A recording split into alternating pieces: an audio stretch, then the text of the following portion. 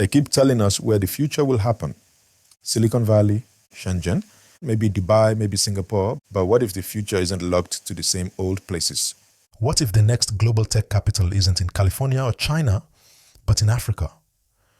Right now, that might sound ambitious, maybe even unrealistic. But if you understand how innovation works and what's happening on the ground across the continent, you'll see the clues everywhere.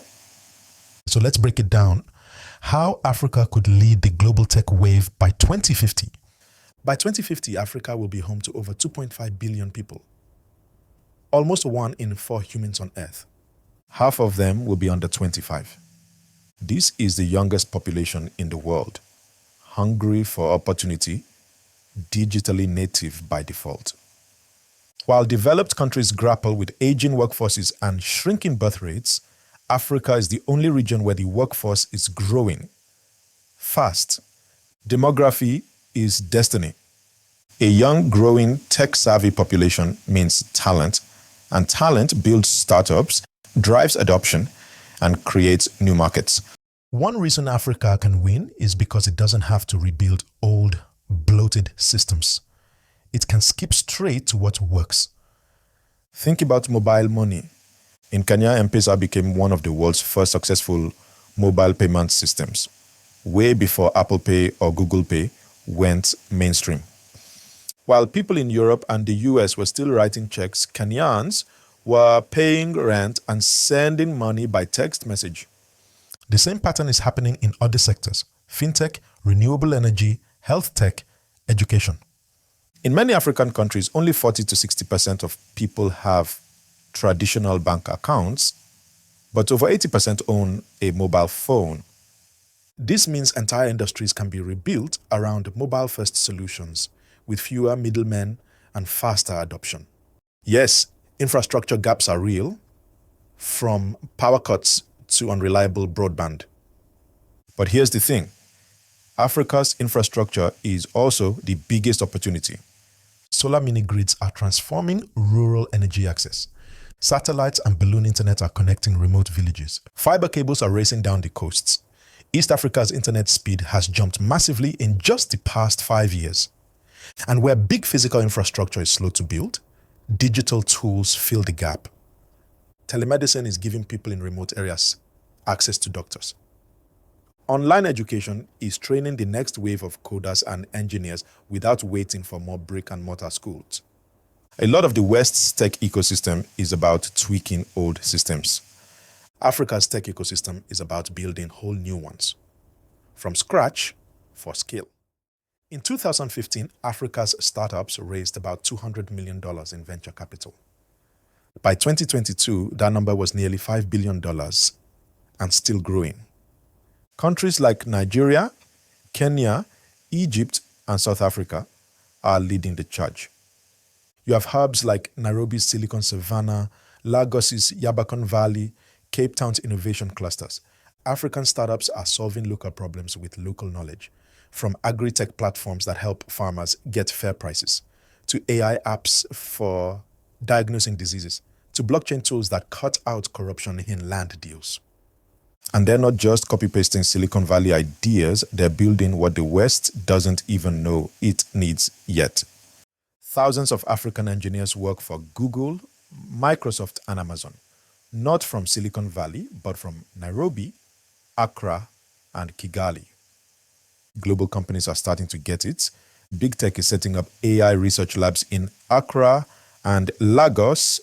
Universities and coding bootcamps are churning out new developers every year.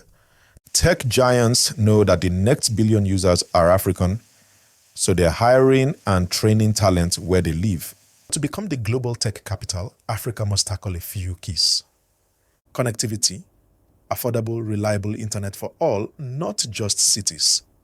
Power, stable energy to keep servers, devices, and data centers running 24/7.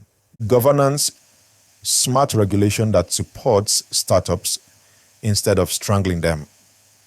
Investment, local and foreign capital that stays in Africa to fund African ideas. Education, world-class skills training that reaches rural kids, not just urban elites.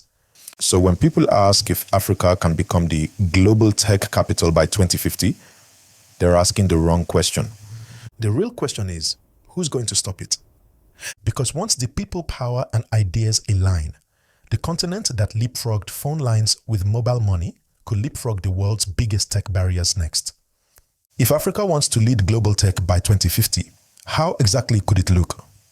What do the signals, stories, and solutions actually feel like on the ground? Tech doesn't live alone, it's connected.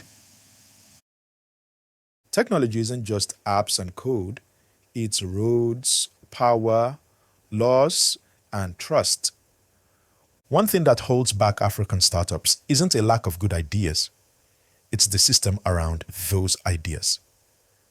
Picture this: a young coder in Lagos builds an AI-powered platform for farmers. The tech works. Farmers want it. Investors like it. But the internet cuts out twice a day.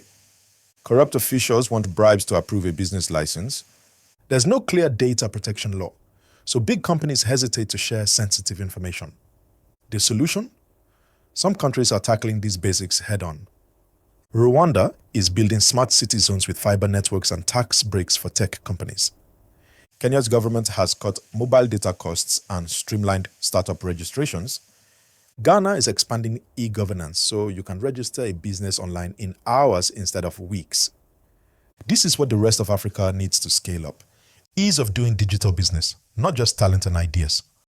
Another hidden advantage is Africa's diaspora, the millions of Africans living and working worldwide.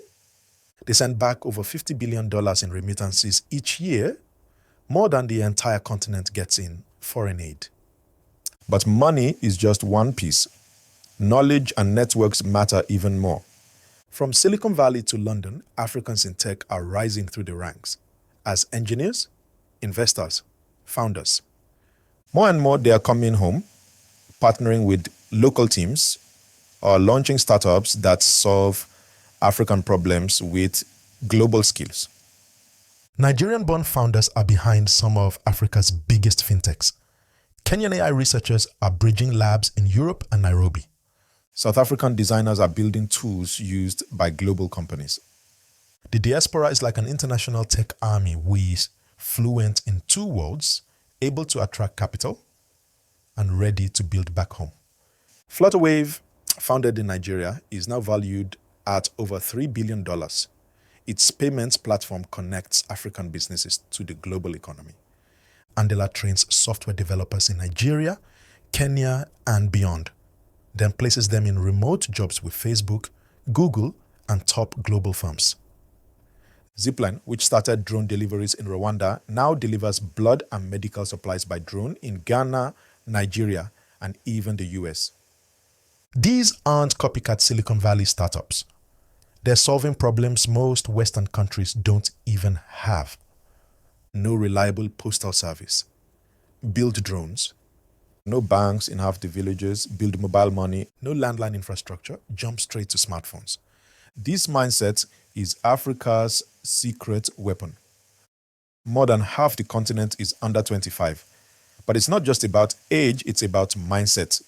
This self-taught, globally minded spirit is why African youth are expected to drive the world's biggest workforce growth over the next 30 years.